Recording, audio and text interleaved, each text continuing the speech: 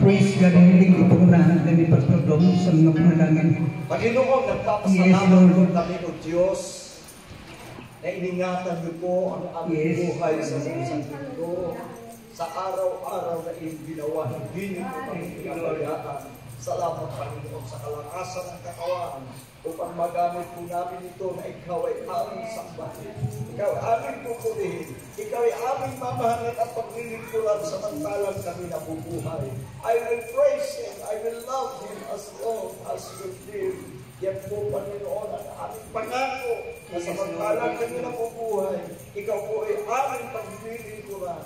Ano man po ang mga pinagdadaan at pagsubok na dumarating, hindi po namin i-give up ang aming paglilingkod sa inyo. Kaya ngayong umaga, Panginoon, maraming salamat. Dahil minoob niyo po na kami makarating sa iyong tahanan. Pagkamat ay maraming mga kapatid at hindi pa namin nakakapiling. At saan man sila naroon, Panginoon, patuloy niyo po silang ingatan at palalahan hindi naman ang buhay.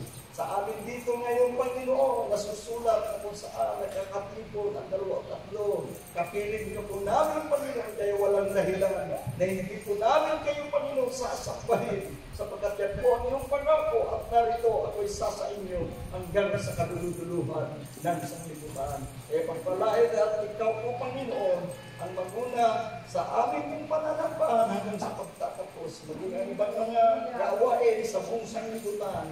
Panginoon, patuloy rin po na ikaw ang kumilos, Panginoon, upang sa gayon, ang inyong mga anak, Panginoon, ay maging matatag at matibay at maging malakas sa paglilingkod hanggang sa iyong muling pagpalit ko, Panginoon. Salamat po sa iyong Panginoon sa lahat ng aming mga gawain sa umaga nito at binabalik na po namin sa inyo, Panginoon, ang lahat ng papulit pasasalamat ni Jesus.